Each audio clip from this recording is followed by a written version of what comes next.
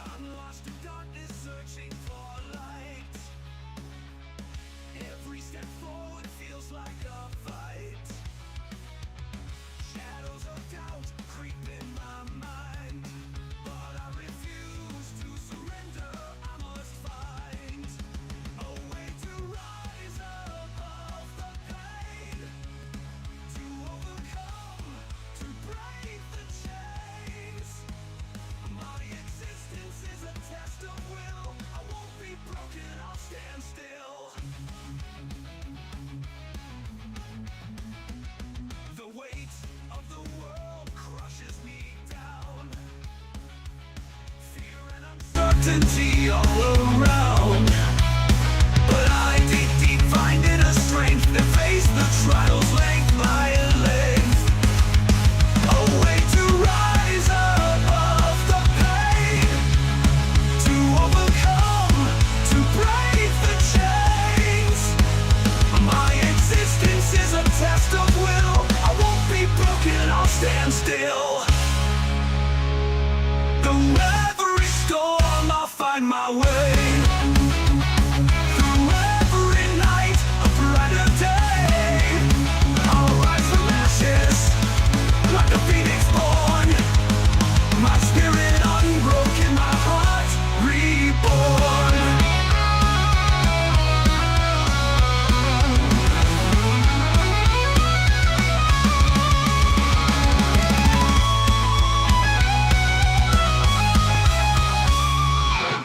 I've walked through fire and emerged scarred, but wiser, stronger and unmarred.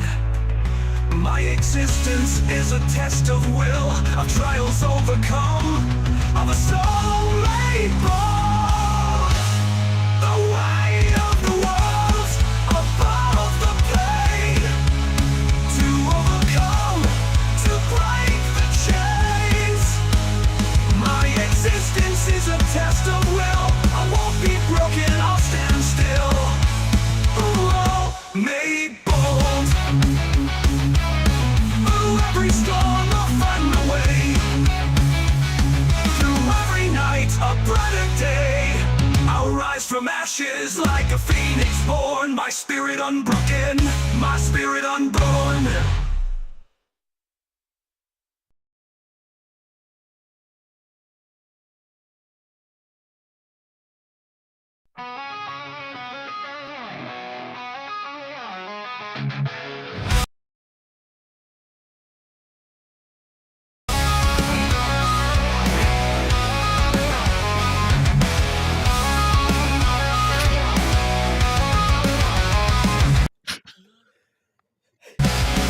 Day to day, nothing changes. All I want is a moment to think clearly, but thoughts come unrelenting, consuming every waking moment. My mind binds me and I can't escape. I shout for help, but no one hears me. One day I'll feel I used to love having the music fade continue slowly in the background, but it's kind of hard to do that with this newer system. What the fuck? Oh, that sucks. What the fuck, everybody? What up? I'm here. It's your boy, Jonny DirtSheet, John Escudero. DirtSheet Radio. I'm going to start calling myself Mr. DirtSheet Radio. I like that. I'm going to get that on a shirt. I All might. right. No, Where don't, Put it on a fuck, shirt. don't give me that apathy. Greg, say what's up to the people since you're already saying what's up. What's up, people? Neek? Yo, how's it going? It's your boy Neek. You might remember me a couple hours ago as Neek Dynamite. Guess what? It's the same person. Nick LaRocco represent.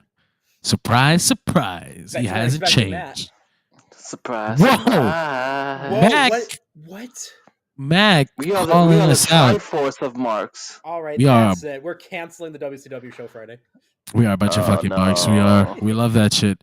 We love that pro wrestling shit. Hey, how was you guys' holiday? Agreed. How was your New Year's? No, we saw each other since then. Yeah, I was gonna say, did we just talk about that last week?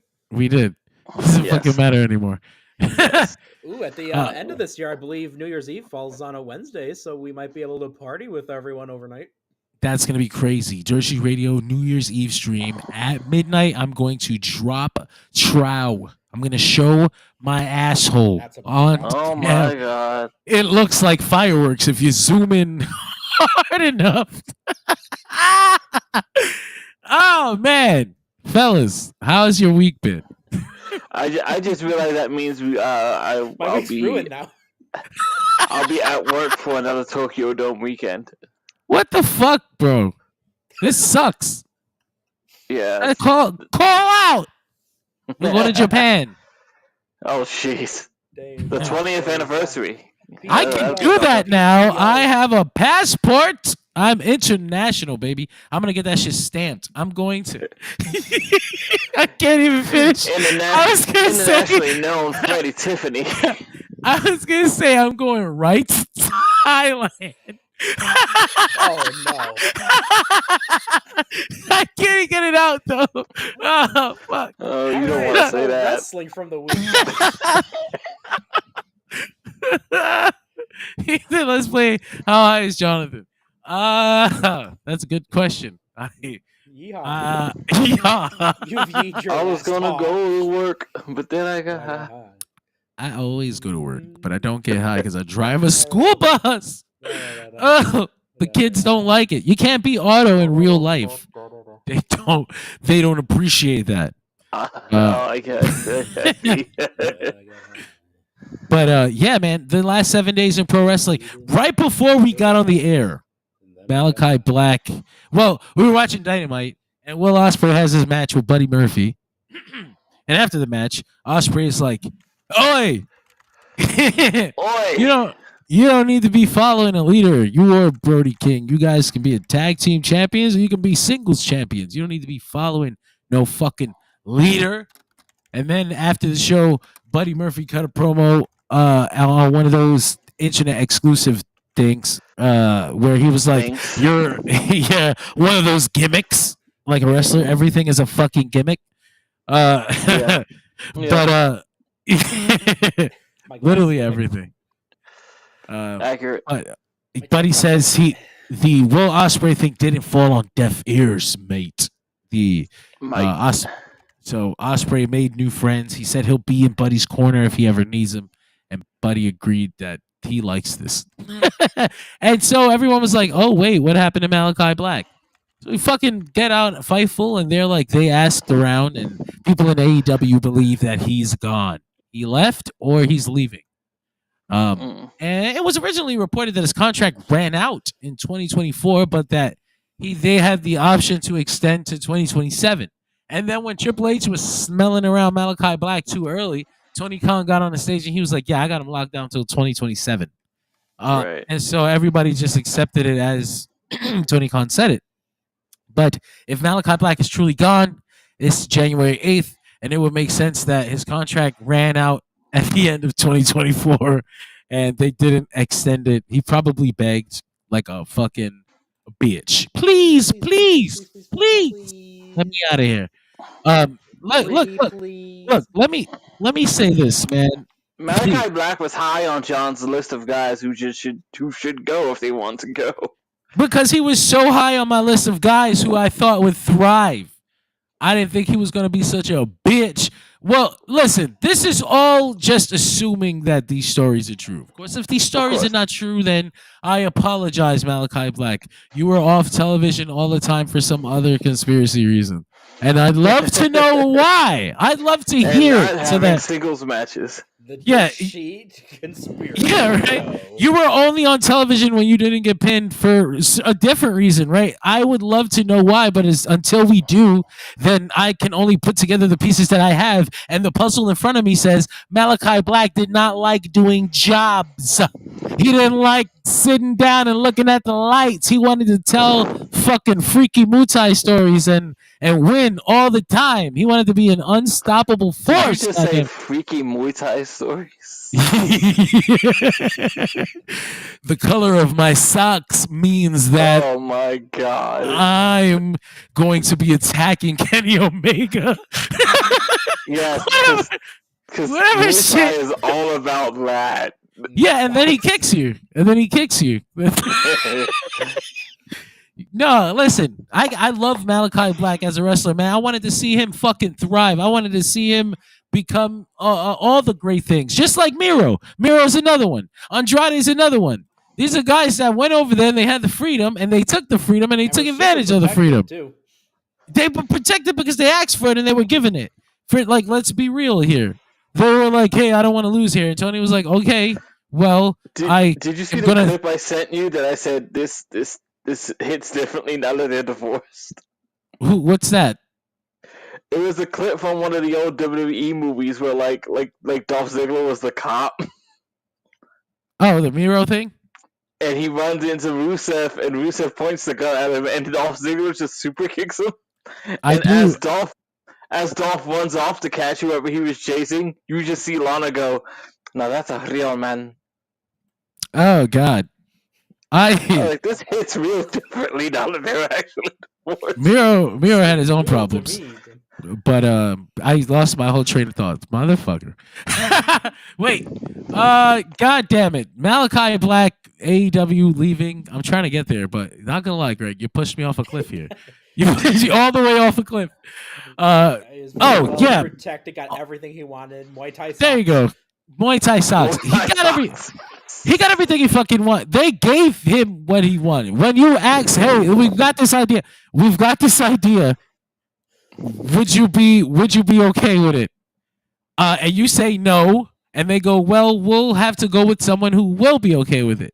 And so now you don't get to be on TV for 6 weeks because somebody else is in your story cycle. So like, I'm supposed to feel bad for this guy? Oh, but maybe it was a bad idea, and that's why he didn't want to do it. At least it would have been on fucking television. You know who didn't complain when they maybe could have got a bad idea? Swerve fucking Strickland.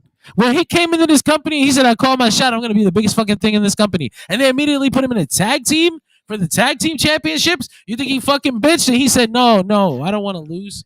Remember when they gave him Parker Boudreaux and Trench? And he tried to make that shit work so fucking hard, man. And he went and he sat there and he took these two shitters and made them look like bodyguards, and it worked for whatever they needed it to work for. It was over so quickly, I forgot. Until they got in the ring, and then it falls apart.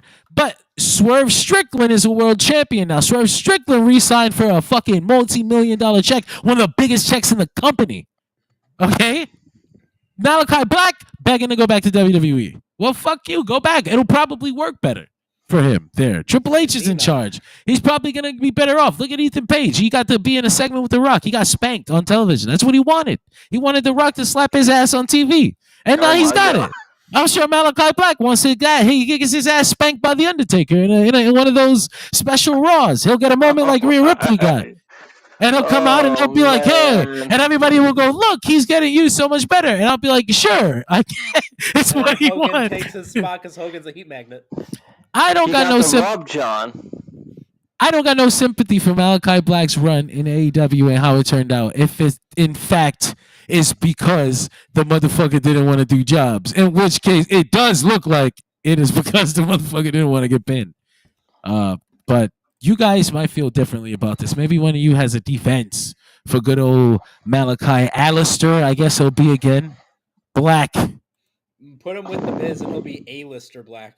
Oh, fucking kill me. He'll be with the Miz. He'll be back in WWE. He'll be teaming with Karrion Kross. I can't wait to see it. I do not have a defense. I think I've been recorded as saying this, but I've said to you privately on a number of occasions.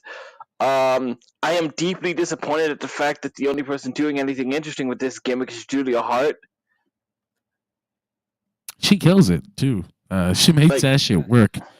She's the only awesome person trying. nightmare vignettes. This is what's going to keep happening in her career. She's going to keep getting these gimmicks. The people they're meant for are going to fail, and she's going to keep blowing up off of them. It's the second time. If I had a nickel for every time, it's two of them. It was a gimmick that went nowhere, but somehow she was the highlight of the varsity gimmick, right? They do her city little split bulldogs.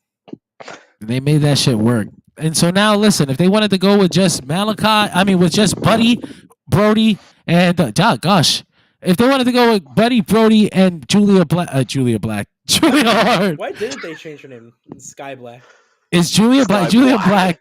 No, Julia I don't Black think you sounds want to like do that. yeah. Sky Black's gonna give you some trouble on the Googling. I was gonna say Julia Black is gonna give you the trouble. That sounds like a porn name for sure. All of it. Though to be fair, Brody King also kind of does. Damn. No, Brody and Julia have a great thing going on where he's like, like the big brother. And like, if she really gets into deep trouble, there's a monster there who can show up at any moment. I guess I feel like Brody King also really embraces that whole like spookier side of it. He's also a real strong part of her spooky vignettes as well. And say Malakai Black does leave, there's no reason the House of Black has to stop. Just like when Regal left, Blackpool Combat Club stayed around. I can easily see Brody King inheriting the throne. He is truly a king of the Black Throne. By himself. Hey, it's a shame it didn't work out, but I'm very excited to see. I feel like Brody King got a lot more out of this House of Black gimmick than anybody except for Julia Hart so far. Brody King and Julia Hart made this shit work for them. Get ready. Brody Johnson's going to be called up and popped in the House of Black. Oh, stop it. I always wanted that. It'd be such a good spot for him.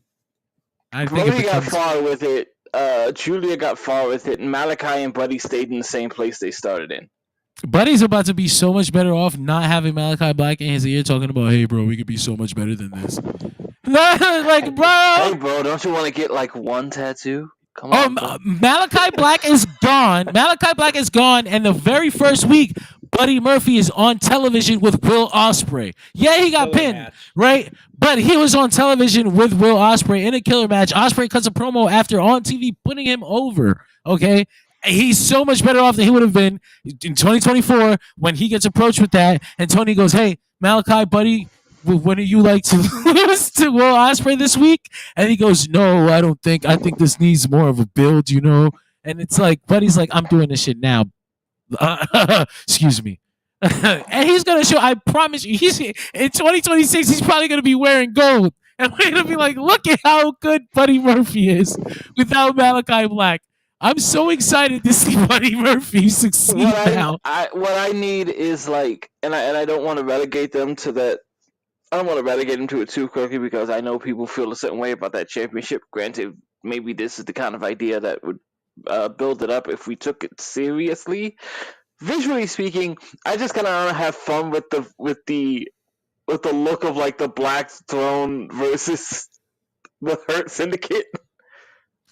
First of all, people that come from two very different sides of the tracks. That would be awesome for 1,000 different reasons. The visual, the story you could tell, the match itself, that works on every dimension.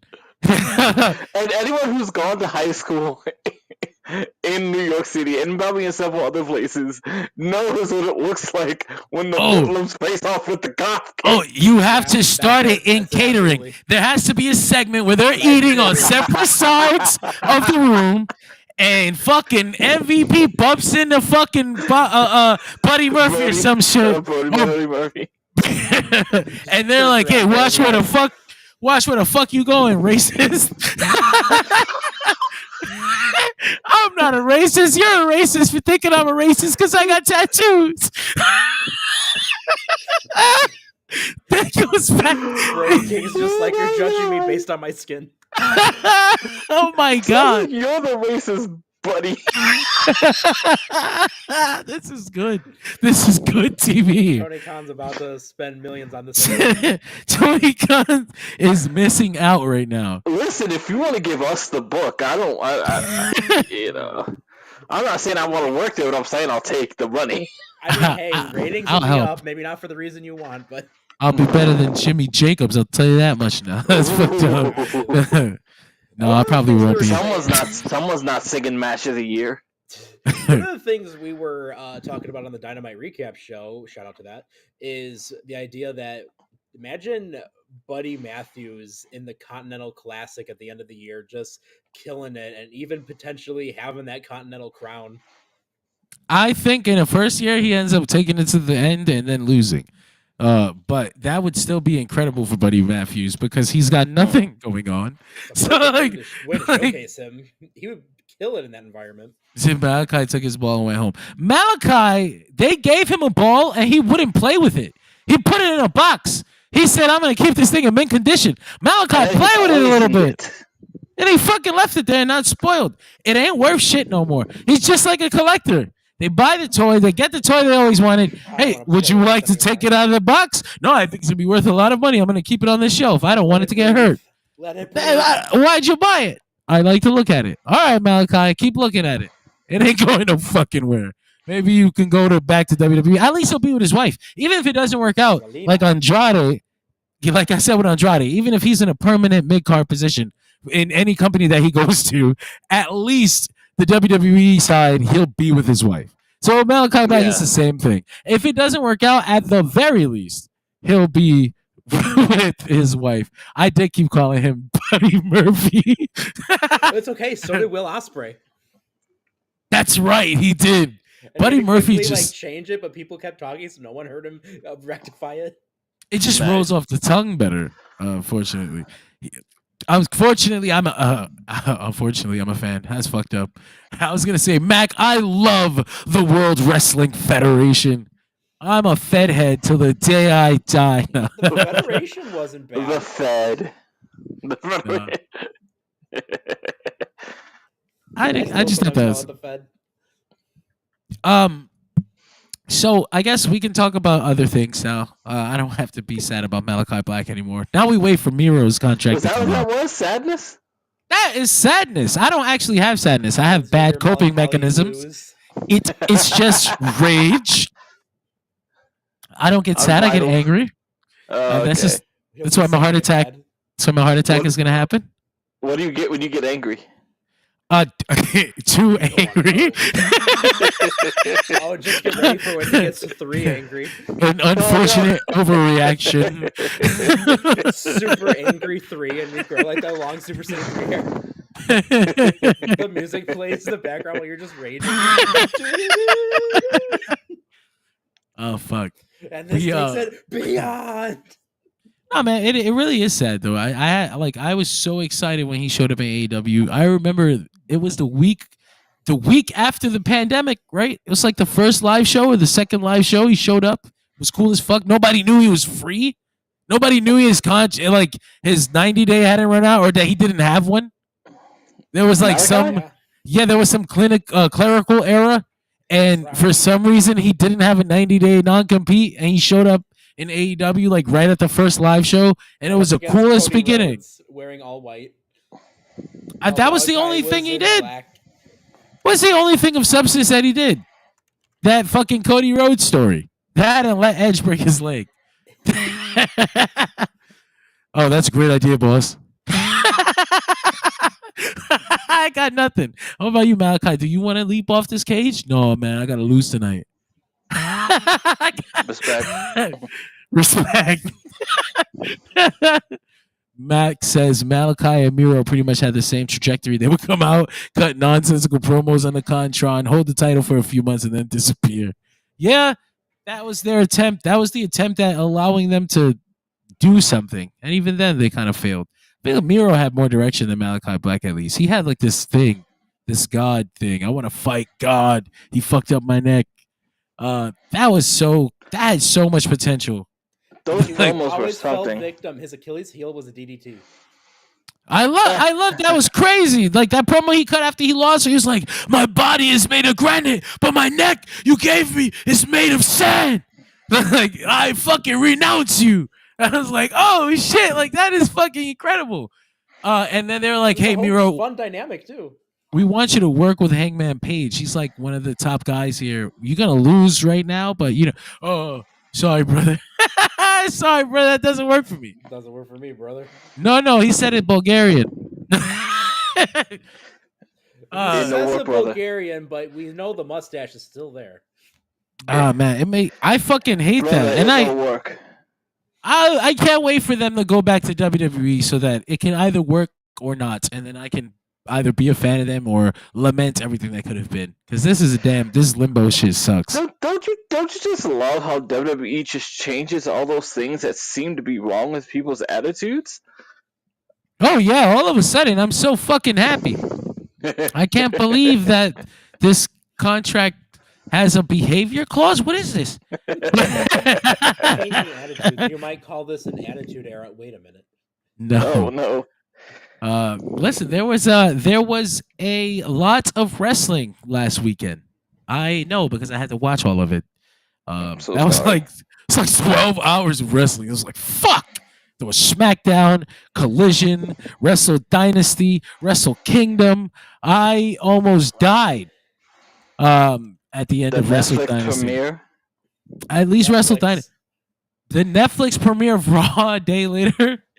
Yeah, that was sad. There was this guy at work, and he wanted to ask me about like Raw on Netflix, and I was like so burnt out on wrestling, bro. And he's like, he had like a little enthusiasm about it too. I felt so bad because I was like, he was like, "Hey, did you catch that Raw on Netflix?" And I was like, "Yeah, a bunch of old motherfuckers came back that I don't care about." I was like, "Oh, it's 3 hours now, so it's just another hour of work, so that's fun." I was like, "Fuck!" I was like, "That's why you don't turn your hobbies into a source of income." I was like, the fucking. I had the tone of the fucking the clear eye guy. I was like so depressed. Oh, Ben's died. Aw. I had to like I realized in mid conversation, so I was like, "Oh, you know that Hulk Hogan came back, they booed him out of the building because he's a fucking racist." Like I was like trying to try. I'm not good at small talk in the first place, but I was so burnt out at wrestling, I wasn't even willing to do this. And there's pretty girls around. Don't be bringing up WWE Raw. Shut the fuck up. No, that's incredible. No, but that really happened. I feel bad. I hope he doesn't hear That's this. incredible. He's a big fan of this. Yeah, man. What did you do? So did you? I hope you didn't have to watch as much wrestling as I did. First of all, Nick, Greg, but did you get to see at least the Wrestle Dynasty Kingdom duo combo pack of shows? Nick. Yeah, I caught up, especially highlight mode, but I didn't watch every single thing. But He didn't watch that shit. there was some you had to watch, like Kenny Omega, Gabe Kidd. I watched it. I'm kidding. I'm kidding. I might have skipped a little bit through some, but You cheated. I didn't cheat. I won't lie about that. I won't cap there. But listen, like I had to watch Kenny Omega because like I posted about this on Nick Larocco on Facebook. Go make sure you give me a follow. Damn right. Yeah, thank you. The amount of times that he had to go in for surgery that could have changed the course of his life forever. He was in a life-threatening illness, and the man came back and put on an absolute banger that brings freaking big booby man himself, Tanahashi, to tears. Like, it's so... Big booby man. Is Mac it wrong? talks- Is it wrong? Well, Let's no, not. because that literally saved his life. Those giant tits of his. Yeah. Max says Kenny testing the Muda scale was worth it. Going north to south with the blade on your first match back. Nuts. Did you see the scar from that fucking blade? Holy shit! Why did he do that? Like 30-minute match. Jesus Christ! Like what did he do? Like why was he so mad at himself? Like, yeah, it's so deep. Like he was like, "We're getting color. There is no question tonight." I want to know what that looked like before they bandaged that. Holy shit! There was I saw. Okay, so you saw it in highlight mode. Greg, did you also skip through it? Skip through The shows, the Wrestle Dynasty Kingdom shows. Yes, the Dynasty Kingdom. I mean, I was there with you. You know, I watched all of Wrestle Dynasty and Wrestle I know, Kingdom. but we're talking to people who don't know. the In fairness, some of you should know by now that me and John, when we are both free, we done live streams. So yes, Yeah. I watched all of Wrestle Kingdom and Wrestle Dynasty, as the British say. I did also watch Netflix Raw. I watched most of Netflix Raw. Like I got an hour and a half into it, and then I had to go to also work. watched that on highlight mode. I wish. I got an hour and a half into it, and then I had to travel to work, to go to work, and then I watched Seth versus Punk because I don't think there was anything all that big of a deal going on in between. You ain't miss much. I want to clarify something though. Is when it comes to that Netflix Raw, I sat through 30 minutes of literally just people talking and no wrestling at all. Finally, I'm like, okay, Tribal Combat time, and it's another 10 minutes of entrances and advertisements. Give it 1 second, because I'm going to split this up, because there's a couple things we like. That's one of the things I wanted to talk about with that Raw. Okay. There was a big divide, and I thought reaction wise. But the first thing I wanted to get out of the way, the New Japan shows. Let's not fucking lie. These are 2 New Japan shows. I thought Wrestle Kingdom. Fuck, bro. That main event was it was hard to sit through live. I got a different reaction from people who watched it waking up the next day and maybe watched it by itself. And I like my friend Danny thought like it was a tough situation, but the match worked. And I was like, that was a tough match to put in that situation. I have been up all night too, though. I was exhausted. And Zack Sabre Jr. and Shota Umino, who was being rejected by this crowd, do this 43-minute main event that I felt like, there was a story they were telling where Shooter was like angry that he was being rejected, but Jesus Christ. It was only 10 minutes longer than the Rambo. It was like, it felt like it was going on forever. And it felt like we could have had this same match in 25 minutes, and it probably would have been a lot better, a lot high impact, cut out a lot of the air in between. There were a couple other things. Konosuke Takeshita. Let me pull up the card. Konosuke Takeshita was probably my fucking MVP of the weekend. Before Kenny Omega walked in and he was and fucking flew down from heaven. Konosuke Takeshita was having the matches of the night. He comes in with Shingo. His match was probably too short, but it was like my favorite match of the first night. I had a feeling you'd think that. It was fucking short. They had like 12 minutes. I don't know for sure, but it felt like 12 minutes.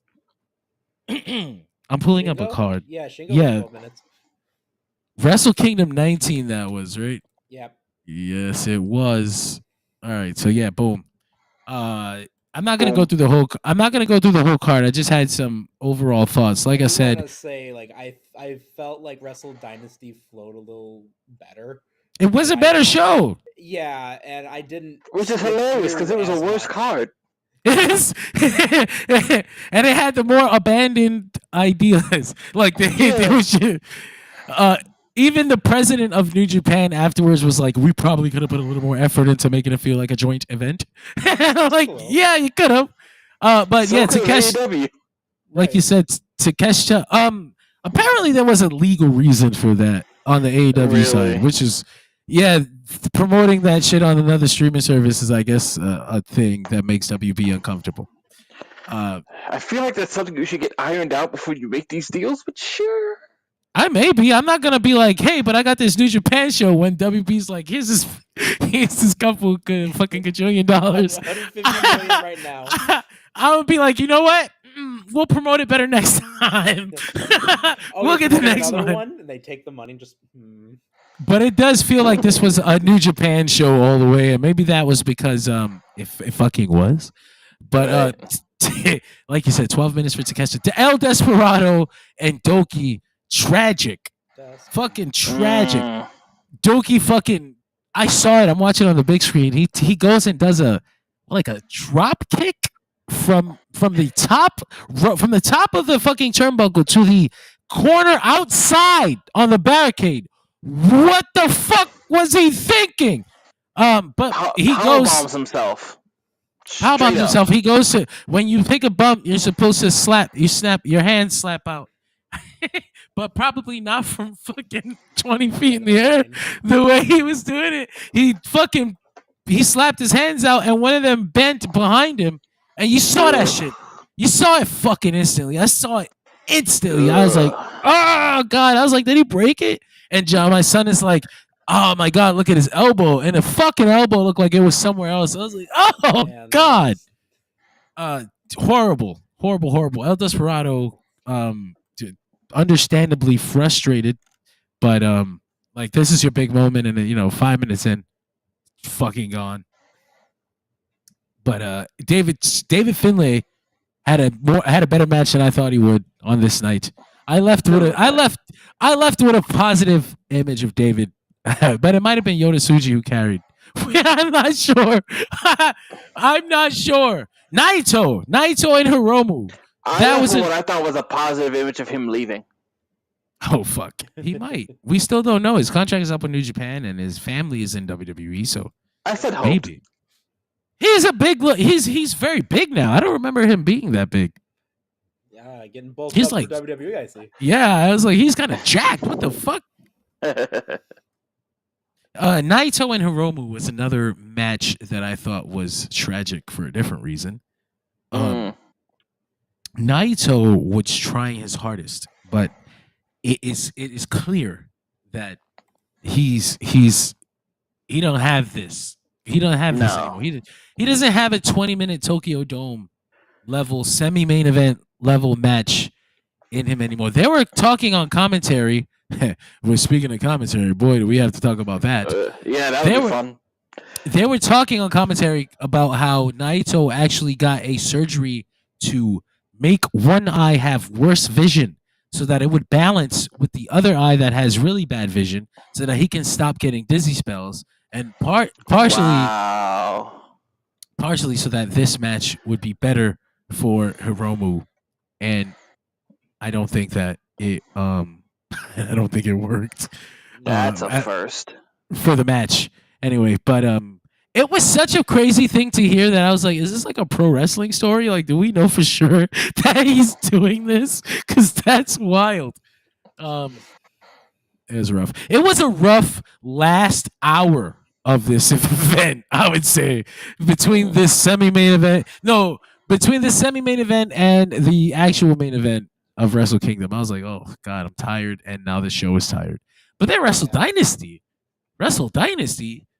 started earlier. much earlier. 3 hours earlier. 4 hours. 3 hours earlier. I was in there with a lot of energy. We got the women on the pre-show, which I was like, fuck, that's actually really fucked up. They did get 12. They did get 12 minutes though, and they did a hell of a match. I heard someone call it overly rehearsed. I was like, I struggle. I didn't agree, but I've seen matches that I have thought were overly rehearsed in the past. I just didn't think this was one of them. I was gonna say, this is like one of the only matches that really had like decent cross promotion from all the promotions involved in it. To which I was gonna say, you've got 4 wrestlers in there, 3 of them with different languages. I thought they killed it. Maybe you're playing some stuff in advance. Yeah, no, for sure. But I really thought they killed it. And then Athena got pinned for the first time in like 2 years. It's crazy. What the fuck? Oh, my wife just messaged me. Really angry about Jurassic Park. I thought it was something more important than that. Anyway. It's great. I just gotta start calling her by her name. The pre-show pretty much after that was pretty much was what it was. Dustin Rhodes and Sammy got to wrestle at the Dome. Good for them. Does Dustin Rhodes wrestled in the Tokyo Dome before? If he has, I feel like it would be WCW related, but I don't think so. That's what I would say. You sure you didn't go? Did he ever go to New Japan as like the natural? Only in exchange, I would say. Maybe, but Find out. it's a nothing match, 10-minute match. We had the 8-man Lucha Gauntlet, I think, which started the show proper. I thought that was Mhm. awesome. I thought that was awesome. He has I been looked in at the this Tokyo shit. Dome before in the early 90s. What is he? What was that? WCW? Yeah, 92 and 93. Once teaming Oh. with his father and another teaming with Scott Flash Norton. Oh, that's awesome. You got the team with Dusty Rhodes in the Tokyo Dome. That's really Mm. cool. My dad. Yes, my I father is. love you, son. I certainly hope that you don't go and take a gimmick where you become a homosexual and you get breast implants. Don't worry, Yeah, Dad. see, this was a huge I won't. WCW booked show. Oh yeah, actually, I don't know if I knew this or forgot it. Whatever. Yeah, he had a whole run in All Japan as Dusty Rhodes Jr. What the fuck? I didn't know that at all. Yeah. And that's not technically wrong. It's not like No. his name is Dustin. He could do it. It's close. Dustin is Dusty, isn't it? I mean, like Harry Smith's name isn't Davy Boy Smith, but like it works. It works. Well, remember what David Benoit wanted to go as. Let's not No, remember that. Let's that's forget not- that completely. It's not the same thing. God damn it. I'm Oh, saying. fuck.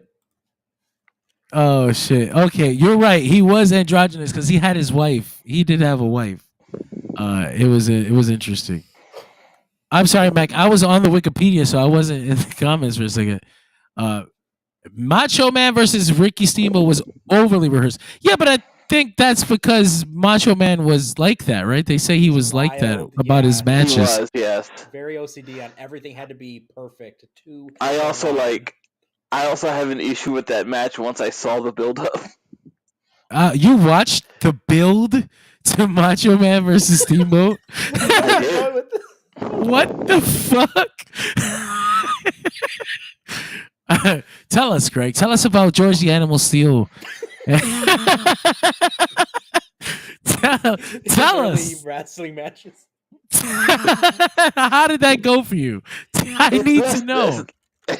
It has very little to do with George the Animal Steel, more to do with a ring bell across the throat. That animal wants to fuck my wife. I don't think that ever comes up. I know. Closet, brother. Ah, shit. Yeah, no. Macho Man crushed Randy. I was gonna say Macho Man crushed Randy Savage. Macho Man he did. crushed Ricky Steamboat's throat. He could cut a promo saying something like that too, and it would sound like, yeah, that's Randy Savage for you. Tanahashi and Shibata beat the shit out of each other for 5 minutes. I was surprised that they let Shibata back in. I was too. I think that's a Tanahashi favor. He's the president now. They can't tell him no. Yeah. He also. Have you No, heard, go ahead, have you heard the favor that Shibata wants them to call in? That's right. He wants Tanahashi to smooth over a deal with WWE to get Nakamura in for a match on Tanahashi's retirement road because it would only be proper for the Three Musketeers who stand together, or not the Three Musketeers, the new Three Musketeers. The new Three Musketeers to stand together one last time. That would be fucking incredible. I don't see it because they have such a relationship with Noah right now, but New Japan doesn't have a relationship with Noah. That's right. That doesn't happen anymore. I heard Kenta's leaving to go to Noah, like for good.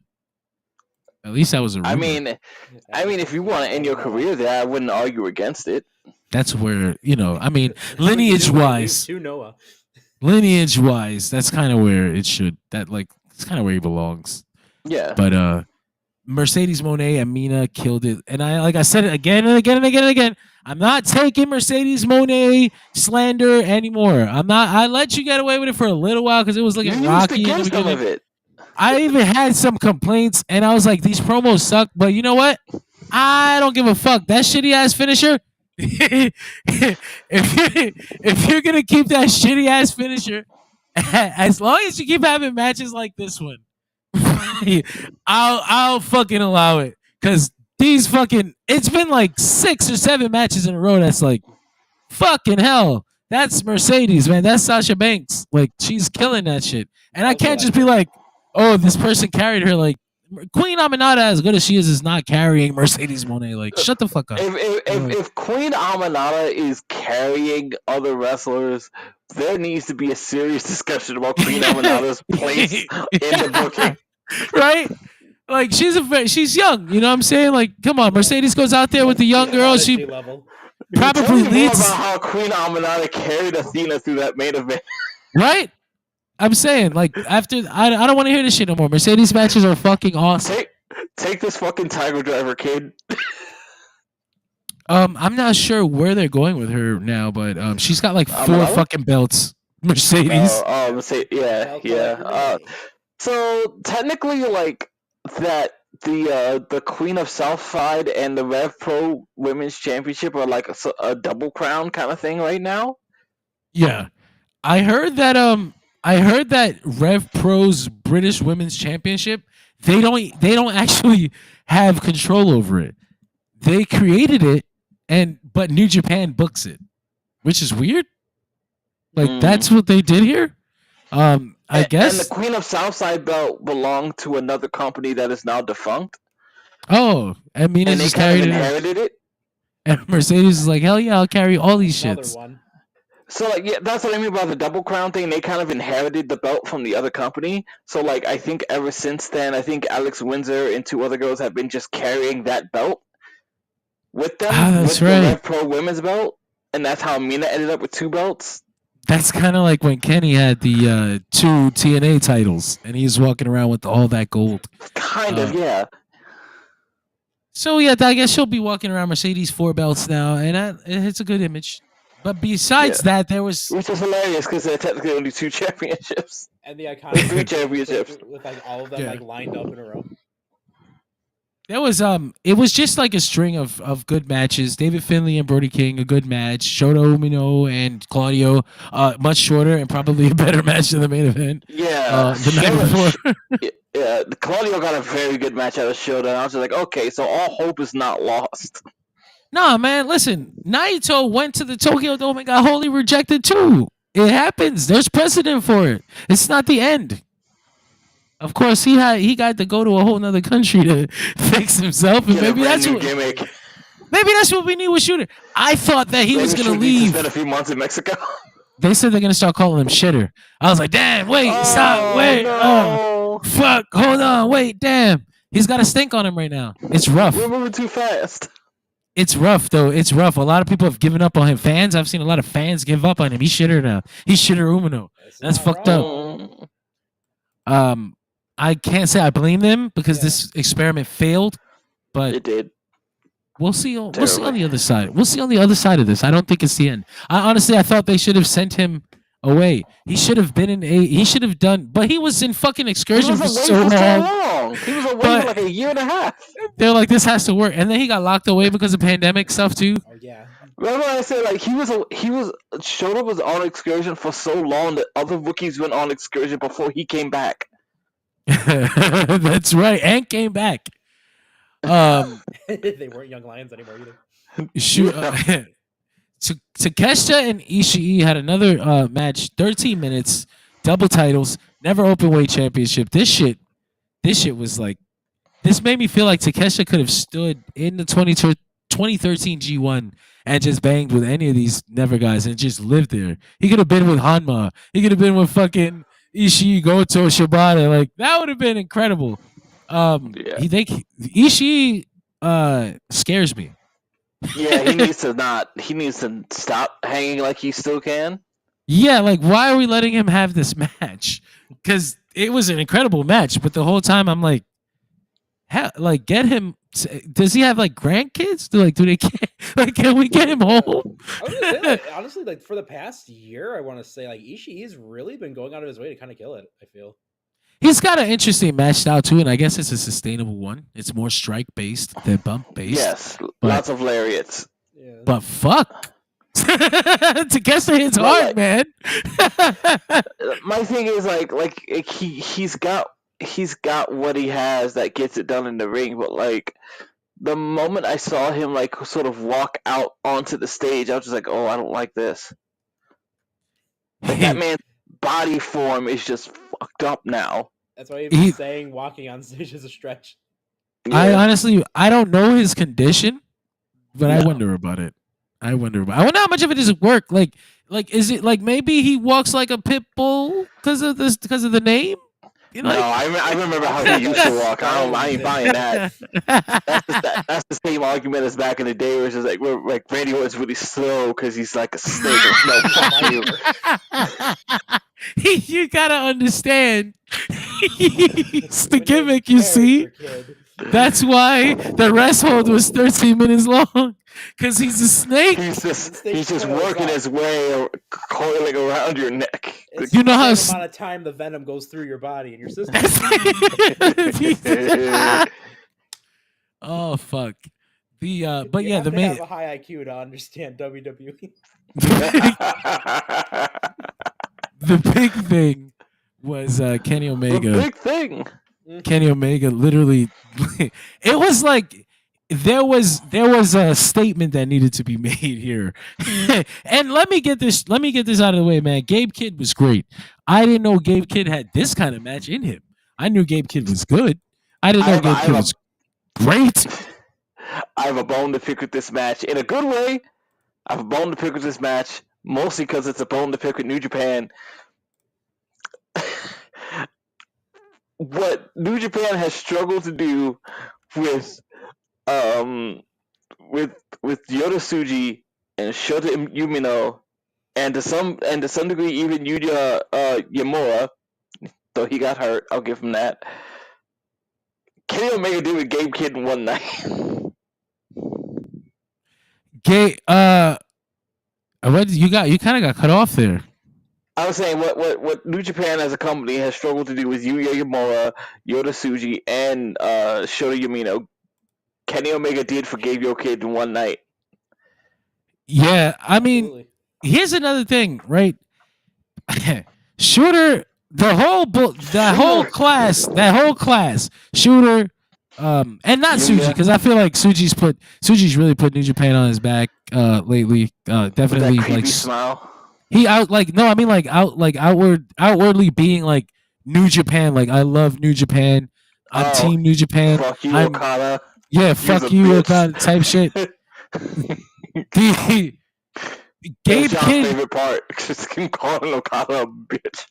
Gabe Kidd comes out and he's been cutting these promos about how Kenny Omega's a bitch for leaving Japan.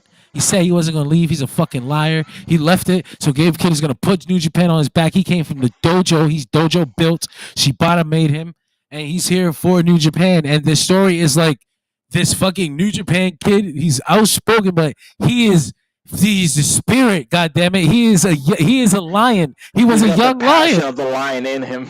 You can see, like, this was like some anime shit. Like, he came out, you can see the fucking gold lion behind this guy, like a JoJo stand.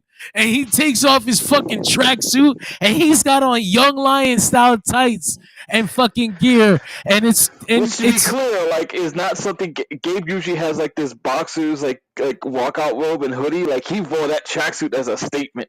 He wore the tracksuit. He wore the young lion style black tights and black boots, except more fancy because he can do that now. But and slightly in tribute to Drilla. Is it Drilla Malone that got injured and can't wrestle anymore? No, the other one. Drilla was on the fucking card. Who is the other? I know exactly who you're talking about. The other one that was on the team, he got hurt. Yeah, he got hurt in the table spot or something, right? Yep. And he had to retire. Clark Connors? No, Clark Connors is still there. Yeah, no, I don't remember his name, but I know exactly what you mean. Yeah, everybody listening does too. I'm gonna assume it. Just if you know, you know. So Kenny Omega being the guy who the kid is saying that he left, but Kenny Omega presents as someone who still loves New Japan and had to come here and just kind of put down this loud dog because he is disrespecting his name. But the damn dog wouldn't go down. And Alex Coughlin. Thank you, Greg. God damn, he had such a great mustache.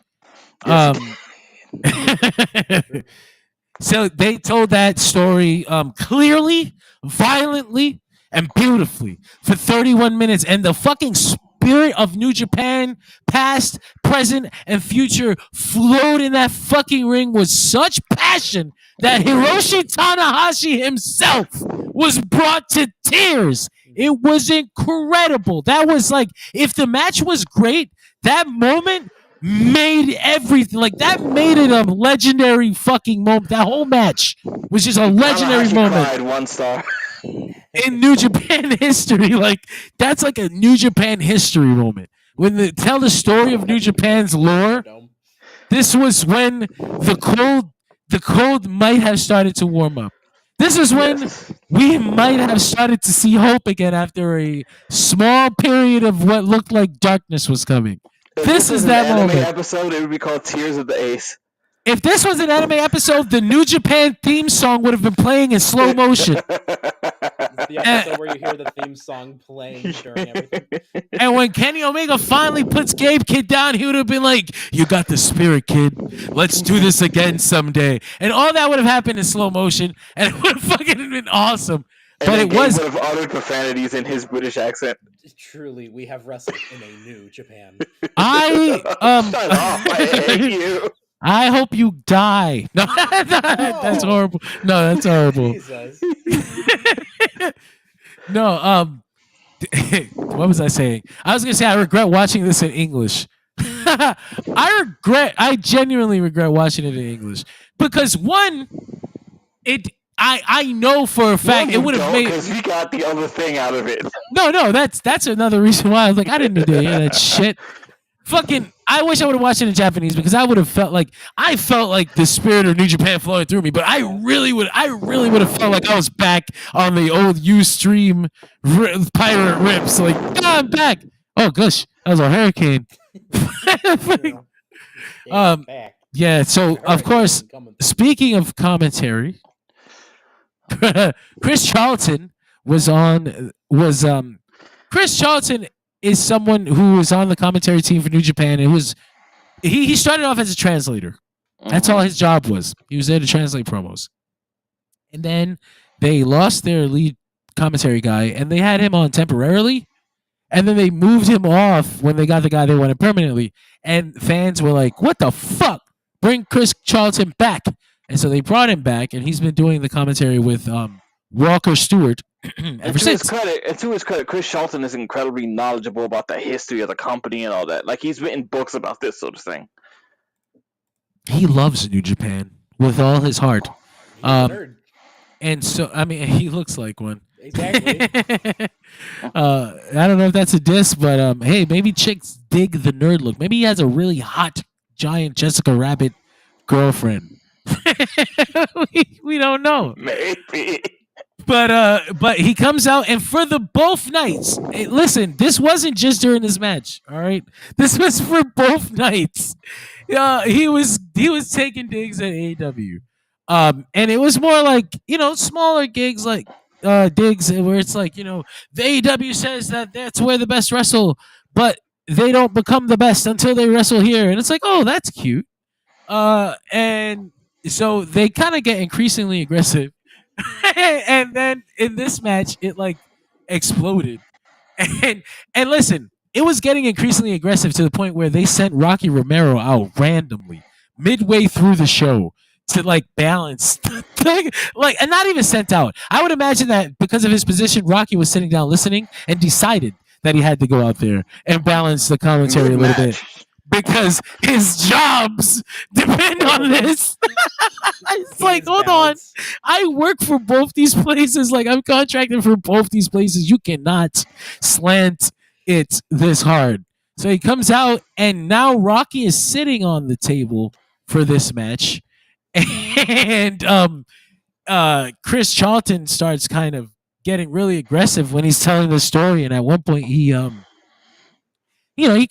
the C2 is a cheap imitation of the G1, and kind of talks about how that doesn't, those accomplishments don't mean as much or whatever. And I mean, I didn't think that was too harsh. Although I also I can see how a partner would be like, hey, like, we're working. That's our brand. We're trying to build that. Like, chill. What the fuck? But that wasn't what got him. I don't think that's what got him. I think what got him was that he said, guys like Okada, Osprey are leaving to go sign for this money mark, Tony Khan, in AEW, and I feel like that might have been the term that got him in trouble. I thought everything was okay until I heard Money Mark, and I went, "Ooh." The soul leaving Rocky Romero's body.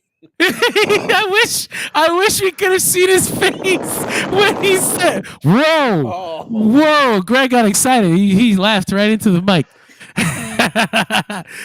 No, I wish we could have seen Rocky Romero's face. That would have been such a moment. Priceless. Again, it's him trying to maintain that balance, and then he hears that and he's like, "Oh, this isn't gonna go well." So, of course, we hear the next night. We were kind of talking about it in amongst ourselves here. Me, Greg, another group chat, and we were like, "Man, that Chris Charlton is he's getting a little crazy, right?" Like, like I wonder if they're okay with this, or if it's one of those things where nobody's listening and it doesn't matter. But yeah, somebody was listening because he was quickly dealt with. He was swiftly dealt with. He was not on the New Year's Dash show, and all the fucking wrestlers that got on commentary were taking like little digs at him. And so I think that maybe some of the wrestlers didn't like some of the things he was saying, but I heard that it's two things. It's two sides to that, because also there are wrestlers that are like, hell yeah, Chris Charlton said what we were thinking. He's a martyr for us. Yeah, the comment I keep seeing was that there was praise and otherwise and criticism on both sides. Yeah. Yes, I mean that's kind of just life, right? That's just people like what they hear. Some people don't. There's no real story there. I think the story that we need to pay attention to is whether Chris Charlton will actually have a job after this, because as it turns out in Japan, this shit ain't a fucking joke. If this was an American show and there was an American promotion, then maybe the little suspension wouldn't be anything. It's a 2-month suspension, by the way. And in Japan, slandering a business partner can actually get you locked up. You can go to jail for that. So I mean, I'm sure that they won't take it that far. I'm like Tony Khan, I'm sure will step in at some point and be like, "Hey, like what the fuck? Like I didn't mean, like it's not that serious." But no, Tony, this is for you. We'll see if he actually has a job coming on the other side of these 2 months. Deeply we care about our partnership, Tony. Did you guys think? So, did you guys think he went too far, or like is this suspension warranted? I didn't think he went too far. I just thought, like, to me, it was just like, okay, they're two guys being passionate about about their company, and they're supposed to be feuding, I guess.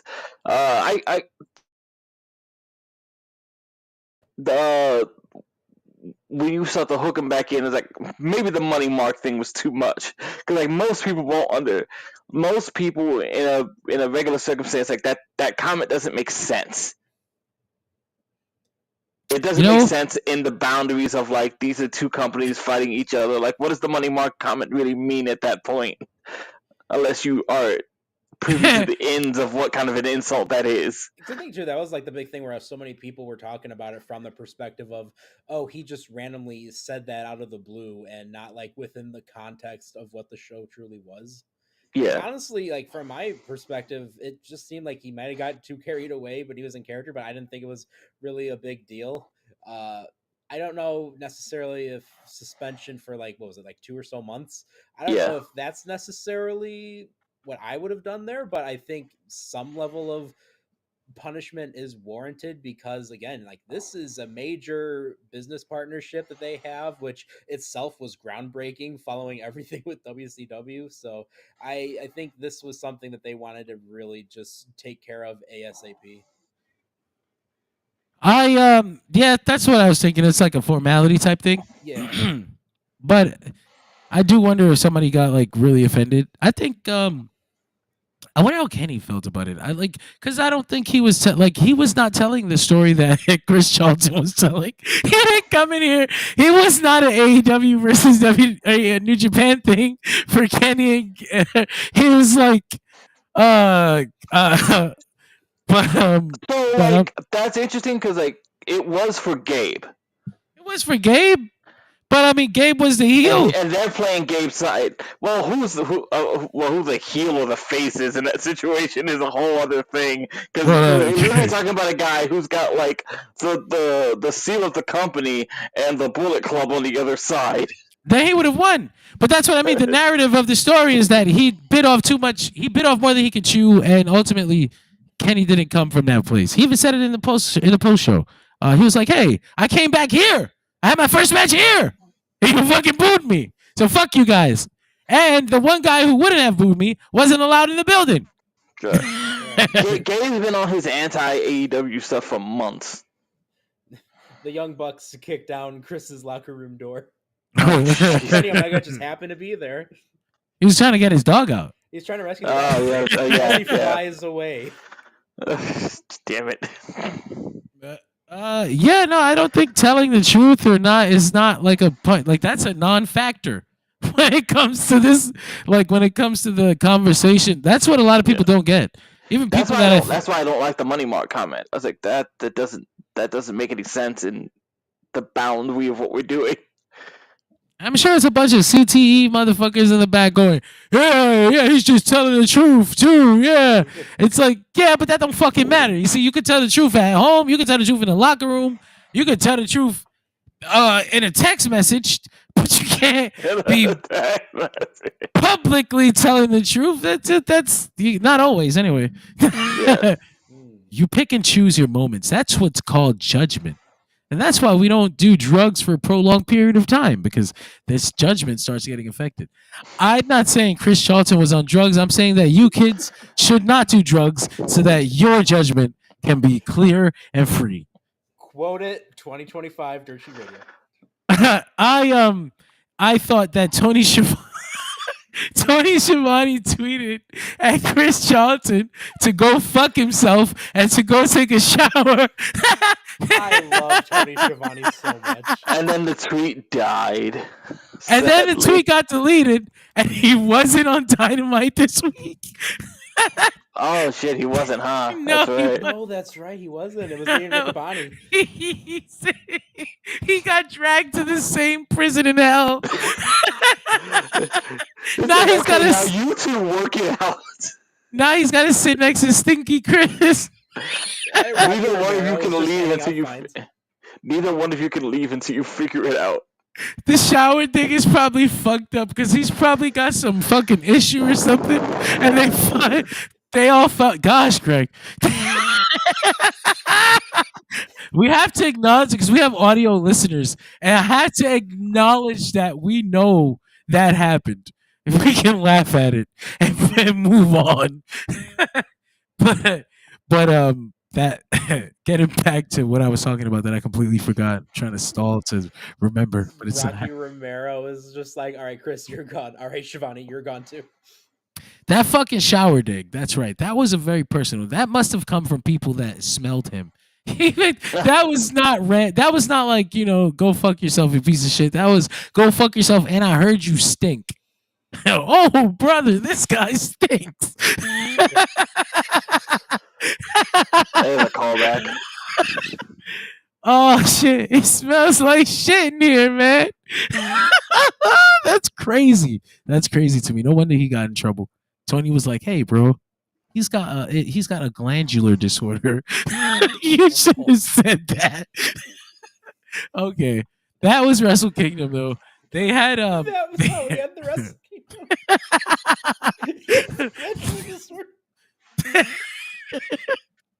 My God. It's time to talk about Netflix Raw, man. Real fast. We don't have to talk about that card because there was a fucking hour worth of wrestling on this 3-hour show. There was wrestling on the show? Barely. This, to me, this guy online, the Wrestle Purist kid, Ibu, he articulated it better than I'm going to now, but he fucking mentioned how this had like all the worst qualities of like the bad 2000s WWE Raws, where it's like pandering to Hollywood and fucking celebrities and patting ourselves on the back and sucking our own dick and putting real shit that matters to the side for the sake of forced celebration or whatever. That's why Gunther wasn't on the card. That's why or on the show at all. He had a 30-second promo. For me, I thought that while that's true, this time they appeared more successful than they had in the past at like actually attracting Hollywood. It felt like they actually did become the thing Vince always wanted it to be. Like instead of being like the nasty little redhead stepchild that they're like ashamed to stand with, the ring actually is full of like some pretty relevant corporate sponsors, and like not like shitty ones, like really relevant ones. Like, well, there's one shitty one. Well, there's that. That's also the final thing we'll talk about tonight.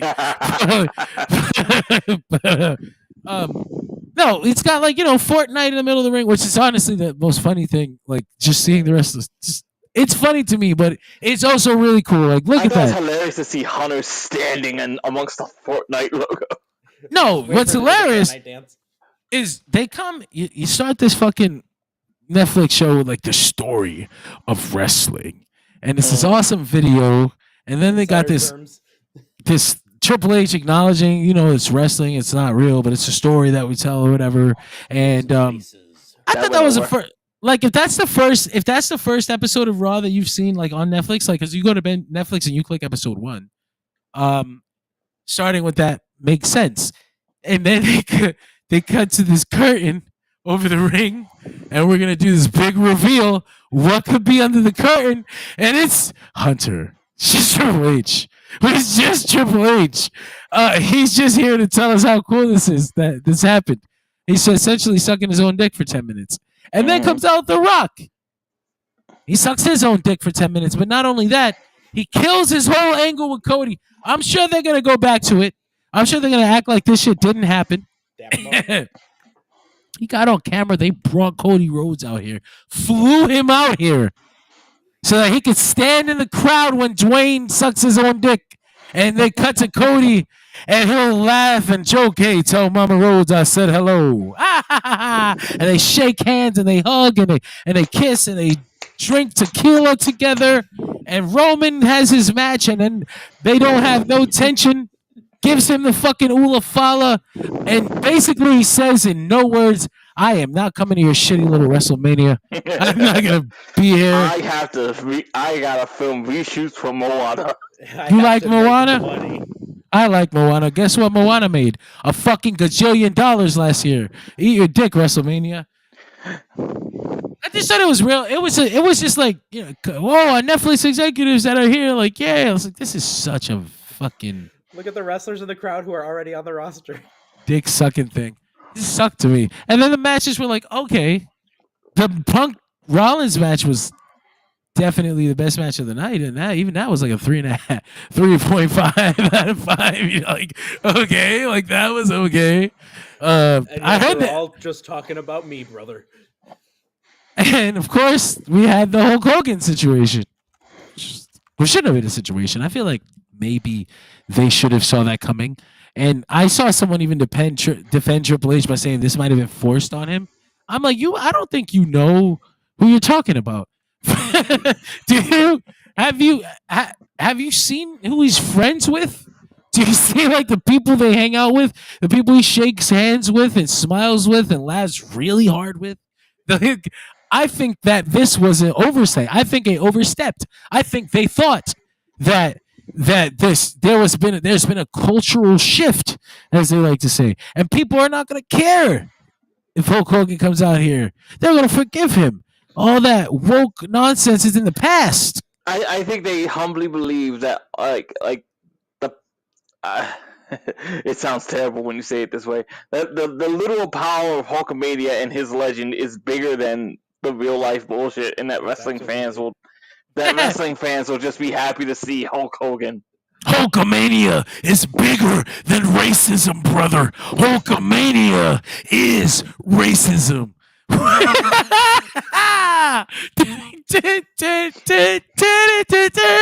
I hate other races because they're not white. Fucking There's Hulkamania, a baby. great version of that theme song, by the way, the parody that the same person who made Cody Really? Rhodes Rhodes did. I gotta listen to this. God, Hulkamania That's spelled good. with 3 Ks. All right. Oh, No, he no. comes out there. Oh. He comes out there and he tries to cut his promo, and they shitted all over this man for the whole time, too. It wasn't like tiny jeers. It was so bad that it got picked up by every major art outlet afterwards. It was honestly funny, and the most embarrassing thing that's happened to Hulk since he got caught fucking a lady that looks like his daughter. I was gonna say, since the actual video of him saying the N-word. Well, no, because he married a lady that looks like his daughter. I feel like that's got to be up there Him with. and his daughter have always been weird. I'm We hoping for the can't. best. We can't sweep that under the rug. He used to like massage her ass. She's like 18 and shit. Like, what are we Oh, doing? dear. It was always so awkward on that show. It was weird. I Anyway, did he not married. watch very much Hogan Knows Best. I did because well, at least in the beginning, because my mom and I used to watch VH1 like shitty reality shows all the time, like Right. Flavor of Love and all that shit. And so I they did put a watch whole that. they put a wrestling one on. I figured, it should be a best of both worlds, but it was really shitty. And Mm. yeah, it sucked. There was nothing funny about it. Just Hulk Hogan walking Somehow around. the Osbournes was better. It was just the same thing. It was that. Like, we follow this family around and they're kind of kooky. Like, okay, this is very Caucasian. There's I the don't Kooky, know. Here's the Nasty Boys. Not for me. The only episode I remember is when they tried to hook Brooke up with Davey Boy Smith Jr. Actually, Definitely shout out to the people in Southern California dealing with the fires right now. I am in the north, but that doesn't mean that I'm safe. The wind is freaky and spooky, and nature is scary. And I have way too large of a collection to be dealing with. If I ever got caught in a wildfire, you're going to have to pray for me like if I just experienced 13 9/11s my at the God. same time. Yeah, I have know. lost 2 family members. Like, that's real. No, like, that's what that's gonna be for me. My heart and soul is in these things. That's why I understand. There was a dude who posted online today in California, and he's devastated. Like, I lost my physical collection, like my movies, my fucking library is gone. And the lady goes, at least you're alive. And he goes, yeah, you know what? Like, fuck me for fucking lamenting over my life's work. At least I'm breathing. Obviously, some things go unspoken. I don't give a fuck right now. I know I'm breathing. Thank you. Like, I lost everything. Give me a second to grieve. I would not be able to. Property losses can seem like, you should be grateful that you live. That shit would rip my fucking heart out. I would rather die. Take me with you. Take me with them. I'm sitting in this bitch. They're gonna have to drag me out this house. Like, I'm not fucking leaving. I'm going down with this shit, bro. I'm sorry.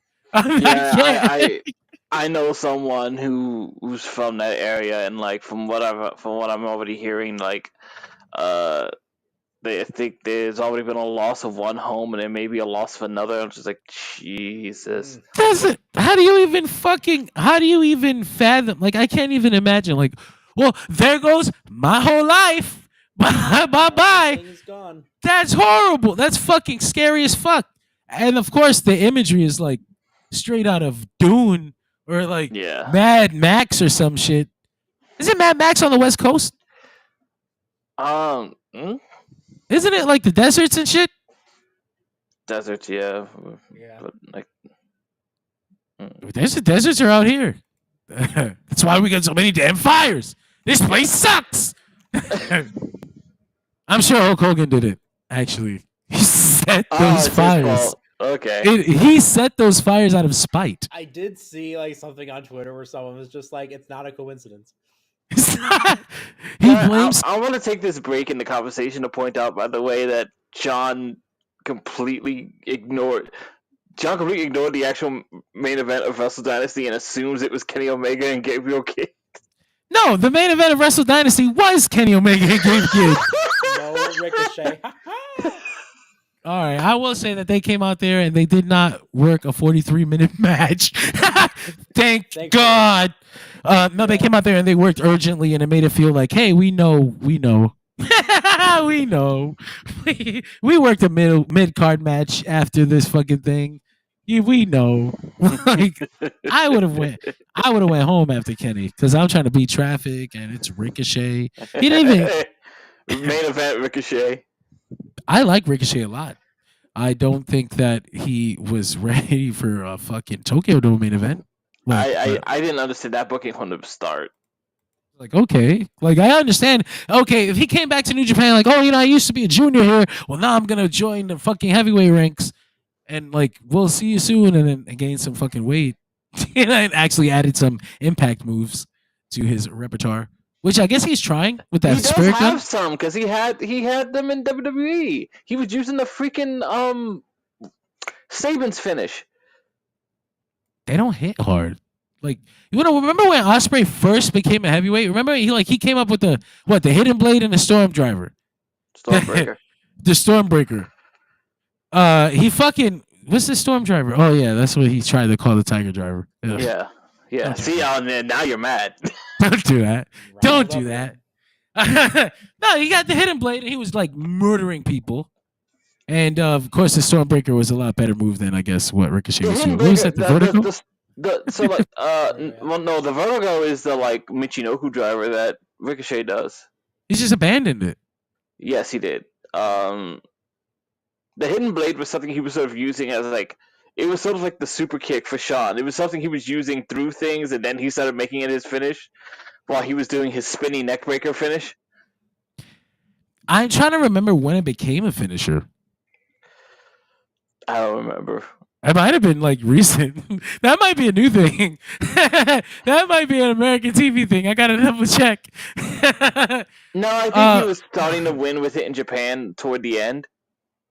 For sure, it was so devastating. Like it looked so nasty that it became hard to like believably continue matches after. Like, okay, well, you just knocked that man's brain out of his mouth.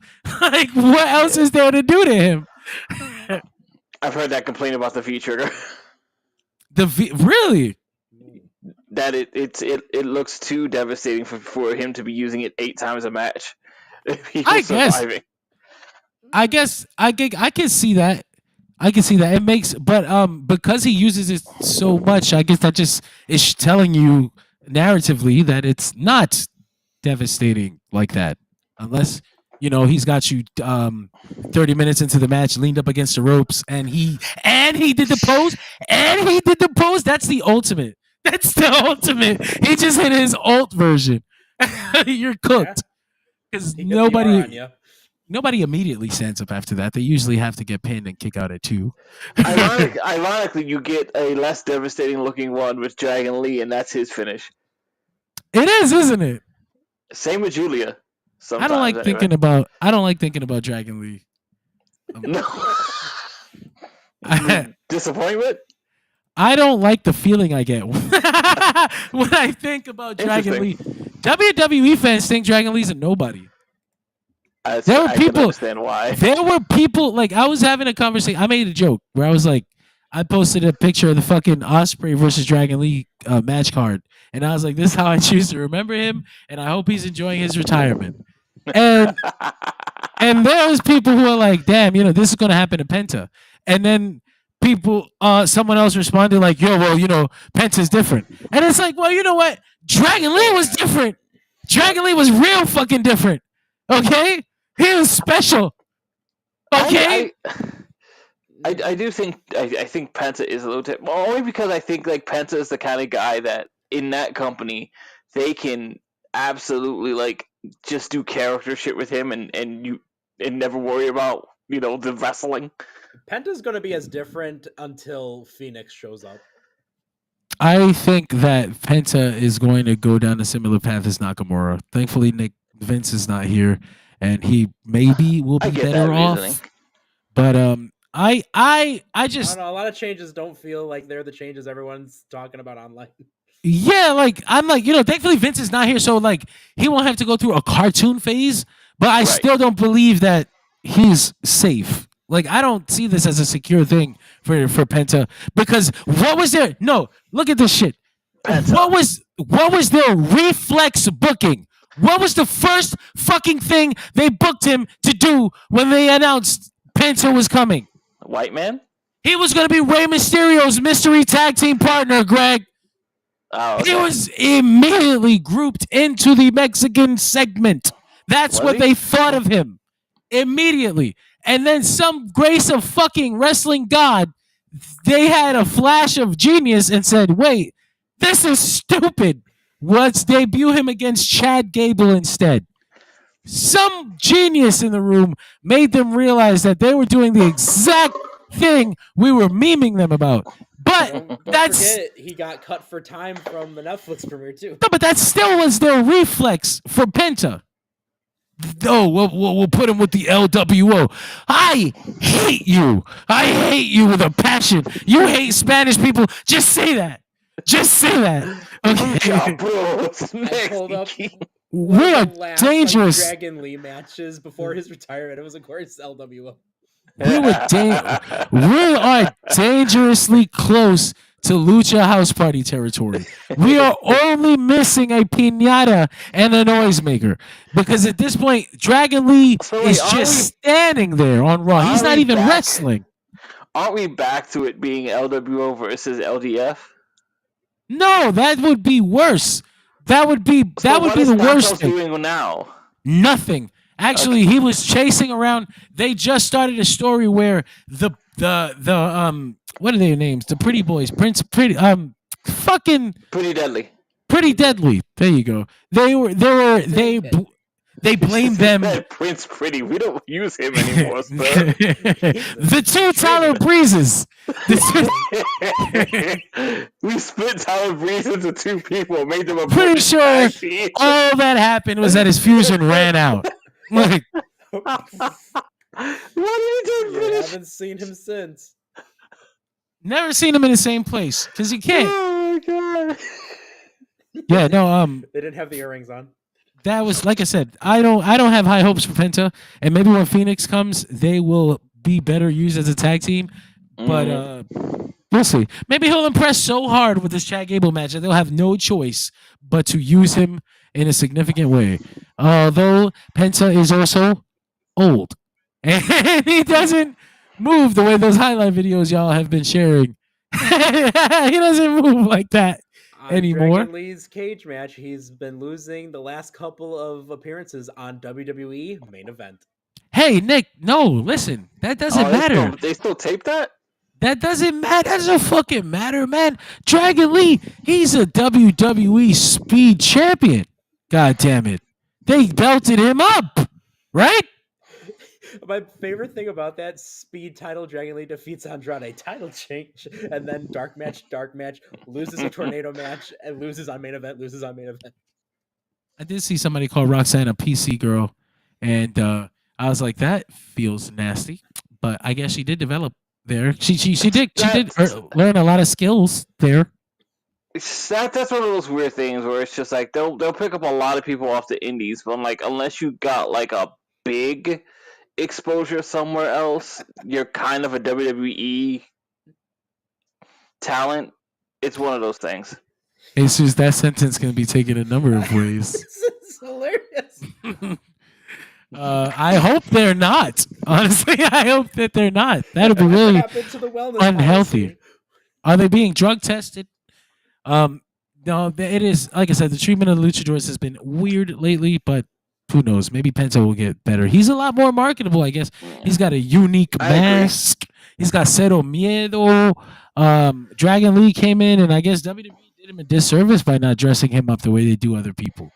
Yeah. He could have been a luchador with some of the WWE dressing, but no, they wanted him to be Rey Mysterio's second. And so he is. And so at least he's getting paid, and I hope he enjoys his retirement. It's the exact same thing they did with like Dragon Lee and Sin Cara, right? Like if we pair him up with Rey Mysterio, he'll get the credibility we need him to get. It's like it doesn't work that way. I have trouble taking like the marketing side into account because I just always consider this is the same company who canceled bringing Chris Canyon as Mortis because of the fact that they thought skulls weren't marketable enough. You can't sell skulls to kids. They're scary. Who's gonna buy that? Well, man, it's also the same kind of people who are like, the last time we put a head in a toy box, we got into big trouble for it. Oh, remember too? Like there was the era in like Ruthless Aggression era where once like Ultimo Dragon left, they were just like, you know what? Let's only have one masked wrestler. Yeah, One masked luchador. yeah, because they were convinced that like Ray is just special. Yeah. It's not as bad as when everyone was. Well, I mean, I guess it still is. Every Latin person that comes in is the next Rey Mysterio, potentially. Because they want to sell mask money. That's what they want. They want that mask money. It boils down to a lot of that stuff. Like you have sometimes to understand WWE, you have to like take yourself away from the wrestling aspect and learn how to speak marketing. And those people operate on a different plane of existence. They really do. Nick would know because Nick works in a marketing district to some degree or another. Yep. Those people speak a different language, and you have to figure out how to speak to them. The joke is like how did we sell Gail Kim to Vince McMahon? He's like, well, Vince, people tend to like Asian women. Yeah, but that sick motherfucker couldn't believe it. He's like, what do you mean? He's like, really? He was like, for what? To do what? That's the same guy who had to be taught about in his 50s what a burrito was. No, Mac, you actually got that one backwards. Ray low key wanted to be evil Rey Mysterio. That's the kind of shit he was pitching to the office, and they were like, "Does this guy hit his head?" I do like, love. You guys heard the story of Stang? Stang. Do you guys remember WCW jobber Hardbody Harrison? I do, yes. I remember that name. Yes, he's currently incarcerated for human trafficking, but that's a shame. What the fuck? He was trying to pitch. He was a power plant graduate, and he was trying to pitch to WCW when Crow Sting was there that he should be this just anti-Sting character who's like evil Sting named Stang, and he has magical powers. Man called Stang. And the only way that his powers could be stopped so Sting could defeat him is if Diamond Dallas Page somehow, like, it was so bizarre. It was like Diamond Dallas Page has to go into this pool of piranhas and get the power diamond from it. He was high on something when he came up with that shit. He said, I gotta write this one down, brother. There's a reason he was it's just a job. I wanted to say when Nick presented that, like, I've gone through this. I've gone through the other side with this. You would be surprised how many terrible ideas you heard were pitched by the wrestlers and not the writing department. No, hear me out. Right? What if I write myself out of the world title picture forever? And but like we'll come back on it, right? You'll turn heel and you'll just no, I mean it forever. Never again. What if we got into a real fight in the locker room? Hey, listen, I like that idea. What if no one stops us, Bobby? Oh. I like that idea. They're both stupid, though. You know why they're both stupid? Because Bobby could have said, well, let's fucking fight where they'll see us then.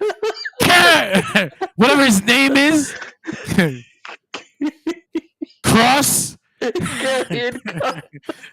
No, I don't know what his name is. Like, I'm sure he's not calling him Carrion. He's calling him Carrion in real life. That's Carrion. Yeah. Oh man. No, yeah, they're both dumb. You're terrible. But yeah, man, that's the wrestling for the past week. SmackDown went 3 hours, and I guess they'll go you back. You don't have opinions on NXT show? Oh yeah, The Rock came out and took the fucking last segment away from the kids that earned it, and that also is pro drinking and driving apparently. And he said, "Fuck." No. He said fuck like 4 times on the CW. That's over the air television. The FCC is going to be on that ass. They're writing out the check right now. And it's crazy because it didn't make it to the Netflix feed. The Netflix feed was censored, and the CW feed had him saying "fuck, fuck, fuck, fuck." The crowd fuck. wasn't. Well, the crowd wasn't censored, but Dwayne actually saying "fuck" into the microphone Yeah. on CW network. Wild. Yeah, It wasn't. I don't think, didn't he get away with a bullshit on Netflix? Yeah, they let him get a bullshit off. But the thing about the Yeah. Netflix feed on Raw is that it's optimized for Netflix. NXT and SmackDown are not. No, yeah, NXT I know. is primarily CW and SmackDown is primarily USA Network. And the rest of the world is like a secondary feed. Yeah, I get it. It's just I just thought it was funny that he did get away with the bullshit. I was like, Yeah. first cuts on Netflix. I think Netflix is alright. I think they had that lady, those dudes out there laughing and smiling and shit. Fucking smacking them on the ass too. Netflix people, we love you. Get over here. Let me suck that. Oh Woo! my god. Put it right. Put it right here. Let me get a little lick. How do we feel about the new NXT champion? Oh, the ruler. Oba Femi. I'm excited. It's a little early. Like, it's real early, but you know what? What else do you do with a guy like that? My friend said it was challenge day, John. Oba Femi has watched you from the mountains. He's that trick was. John's thinking about it. I was trying to see how far I could take this without without going full mayonnaise. Yeah. Yeah, well, we are already at the boundary. I realize I can't push anymore. But he beat Trick Williams, who I thought might have been a bit of a failure in that spot. Okay. The main event. Okay. Yeah. They're like, oh, Trick's gonna make a great mechanic. That's like, you take the what's it called? The test where it's something with an A. The test where they tell you what you're gonna be for the rest of your life. And it only happens in television. They never do this on real life. You go to high school and you take a test that tells you what you're gonna be for the rest of your life, and then it gives you existential dread. That's all I am. I don't want to be a plumber. Dad's a plumber. Granddad's a plumber. I want to be a dentist. Well, you're stuck here, Timmy. You're gonna be a plumber, Timmy. I don't want to play with shit. I want to play with teeth. You don't have the mental aptitude for teeth, Timmy. Take what you got. I'm too stupid for teeth. Oh my god. And go ahead, more Obafemi. Go ahead. I was gonna say, well, they had this moment where Obafemi and Roxanne, they come out and Roxanne, Julia, the new women's champion who beat Roxanne, come out and they pose up and they got the graphic behind them, and I thought, man, that would be an excellent ending to the show. No, we got 10 minutes of The Rock literally just coming out there and saying nothing, not a goddamn thing worth fucking watching. He's made fun of people for making fun of him and Cody. That's it. That was the most interesting thing. Technically, The Rock did more work than The Undertaker did. I thought that was so funny. The Undertaker coming out with Rhea Ripley standing there and just driving right by her. Can I say, going to come out too, so she has to stall. I got circles to make. I wanted to note that what the thing that made me laugh, just because it seemed irregular, was like, wait, why did you play the real version of the song? You have the edit. Oh, because it's longer, and Undertaker's gonna be bullshitting for the next 3 minutes. I think you have the edit that goes right into the track. Like, why did you play the whole Kid Rock opening? That song stinks. That song fucking sucks. As a matter of fact, okay, wait, John. I feel like I've asked you this before, but I don't know if I did it on air. Is that the first time you've heard the "Sad But True" song? I thought Undertaker was gonna come out to "Sad But True." I said, "Holy shit, that's crazy!" They got fucking Metallica. I love this song. And then dusty ass, racist ass, redneck, fucking Kid Rock comes out and just takes a shit on this excellent piece of art. I hate this song. I'm a cowboy, badass. No, but you know what? It matches The Undertaker. When I see The Undertaker, that's what I think these days. Like that's exactly the feeling I get. Kid Rock taking a shit Cowboy Undertaker. on your favorite Metallica song. I bet you he genuinely likes both. I bet you he listens to that unironically. Religiously listens to it. Hey, Michelle, babe, put the song on. You know the one. Do you think Volin is in his playlist? I think it used to be. It's his, like once in a while jam he'll like come back to when he's listened to the other one like five times in a row. It gives me too many memories, brother. It makes me want to get back in the ring. Oh no! It's motivating me, Michelle. Oh, honey, just get back in this bed and fuck me. Wait, what? So the time has finally come, John. Is if Roxanne's getting the call? I mean, literally, what else is she gonna do? What do you graduate and stick around the high school for? They starting to look weird. Stop hanging out here. If it's a TV show, John, you get a job there. Oh God, that's right. You get a legacy job. I'm Screech, and I work at the college. I was going for Community, but that's true as well. This happens in many television shows. So you know what? Yes. Roxanne is she's just in a trope. We've depleted the premise, so we need a new reason to keep them in this space. Known racist Undertaker getting shit over known racist Hogan. Well, I'll give you one. I'll give the Undertaker this. I can't prove he's racist. The Undertaker hasn't yet. Yeah. He hasn't crossed a line that makes him unquestionably racist. He has some questionable ideals, and I mean, and affiliations, and he's from the South, so it was already like, if he. And he's a biker. But the Godfather is gonna come out and say no. Yeah, I was gonna say I don't think he hates black people. I think he just is affiliated with some people who might hate black people. Do you think the Undertaker would let them date his daughter? Yes. That makes that. But I also think he would sit out on the front porch wrapping his hands. You know why? You know why? We'll just do that anyways, though. You know why I'm gonna. And because we're in a stream, and because only people who love us listen, I will tackle this sentence right here. Do you know why I will let the Undertaker have this? Because I think that at least this might come from a stupid good place. It's a stupid place, and the guy has CTE probably, and he's banged his head around a lot. So it'd be like sometimes you can allow wrestlers to be stupid. But I think he literally probably is like, but the police are good. Why are people mad at police? Like type thing. I want to. And also, there's a very good chance he does have family in the service. Yeah, maybe he has a brother, cousin as a cop. I'll give him that stupidity. I don't know, but remember what he did to a cop at WrestleMania 15? Shut up. Oh, so he's just trying to repent. But technically by that point, Big Boston was not a working cop. He was a private militiaman. Oh, that's right. He had a security goon. He was an assassin. A fat ass assassin.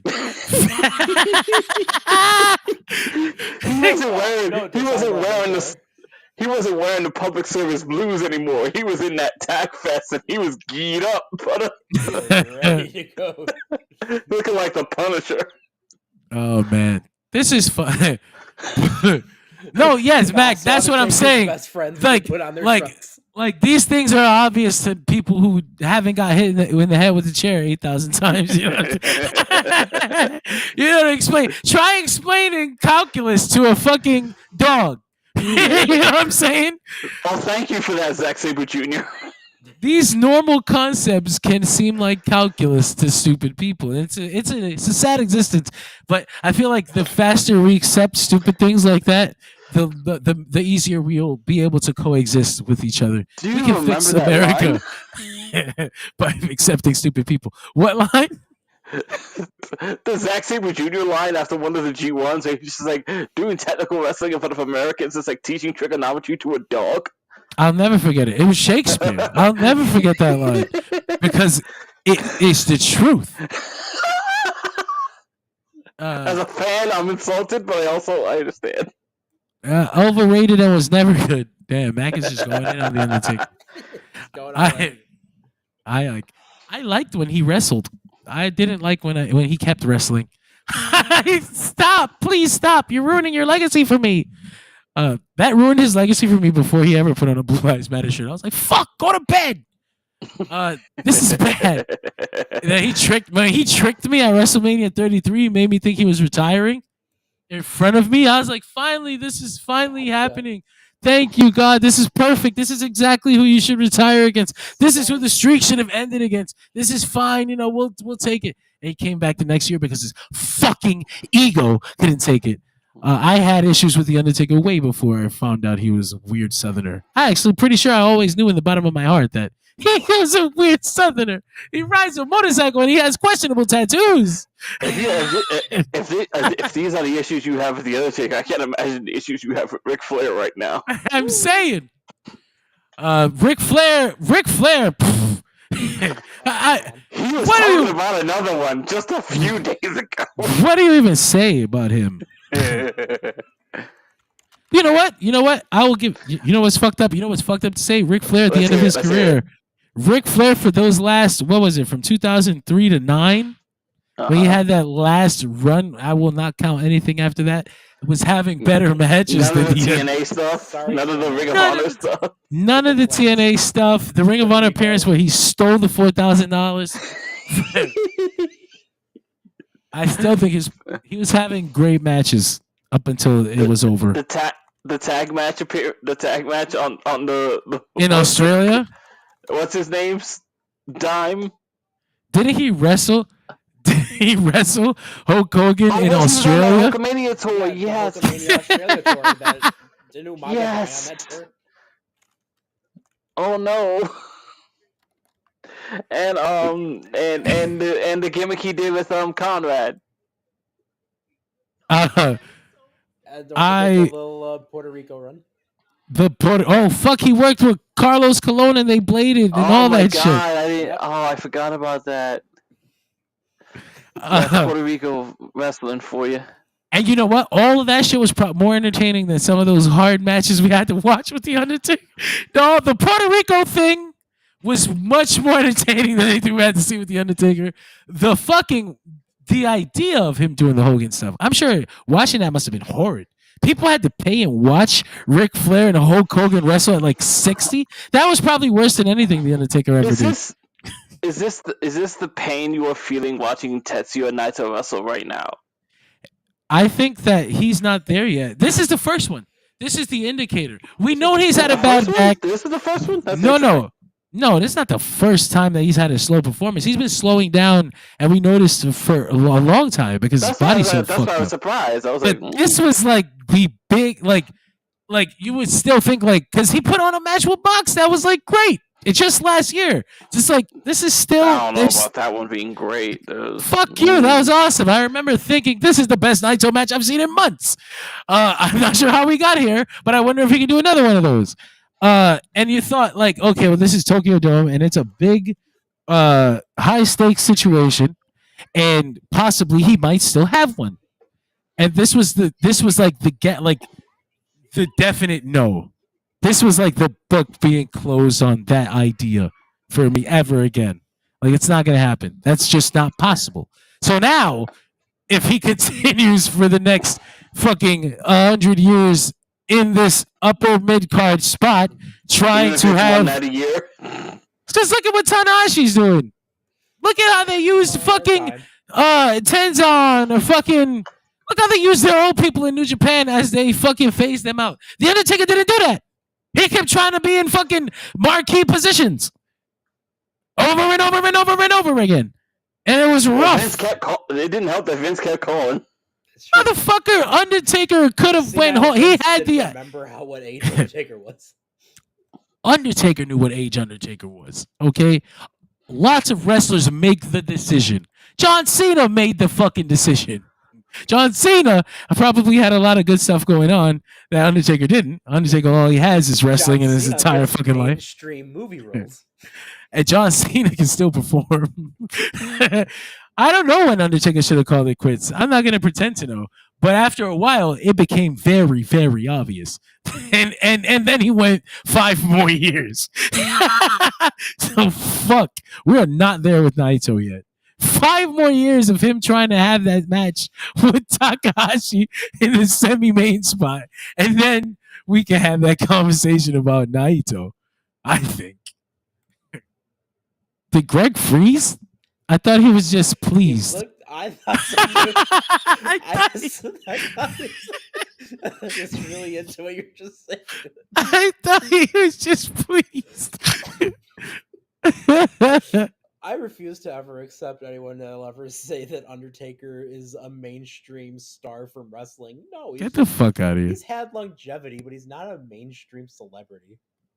Even his, I don't like to call Undertaker overrated because I don't think that's accurate. I think he's rated pretty fairly. I think WWE is lucky to have him because he didn't leave in the time. You know, he was loyal and all that shit. And I think they place him on this pedestal with. But John, he was the WCW guy. Yeah, right. According to their logic. He was a WCW guy that they just pushed with all those other WCW guys on their card.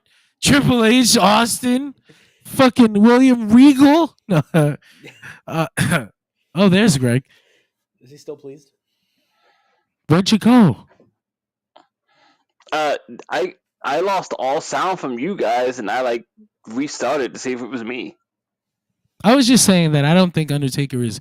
I don't like to call him overrated. Like, I think that he has earned his place as a significant part of wrestling history. I think WWE puts him probably like in a higher place. Like, they put him with like Austin. They put him with like Austin and Cena and fucking Rock and shit. And I would argue he's a tier under them. But I missed anything you might have said after I said Naito doing the G1.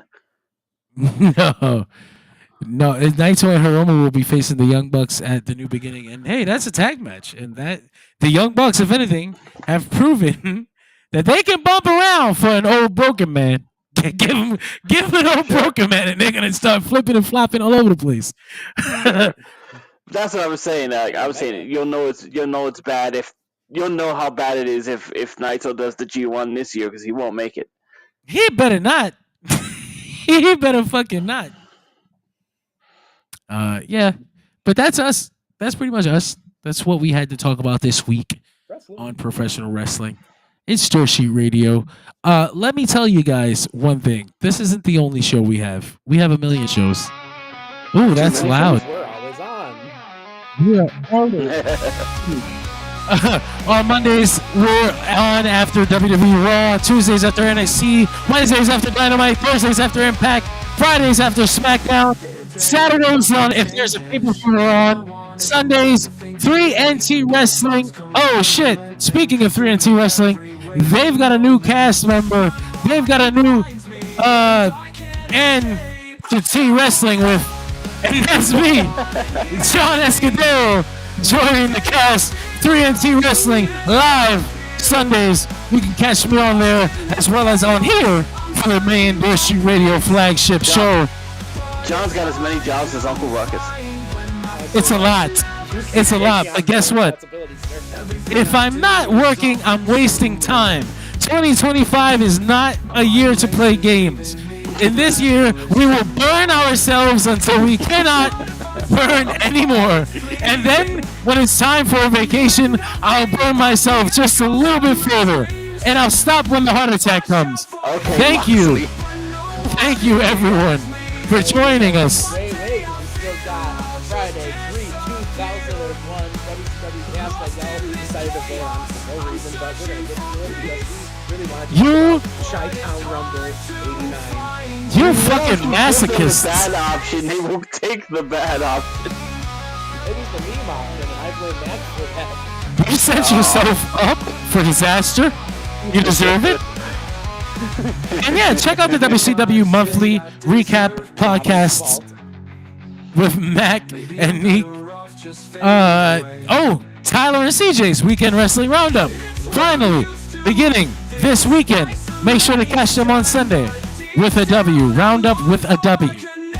I don't know if that's how they spell it in Canada or if that's just how we spell it here.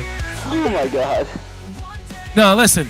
Thank you for joining us. I legitimately love each and every one of you from the bottom of my heart.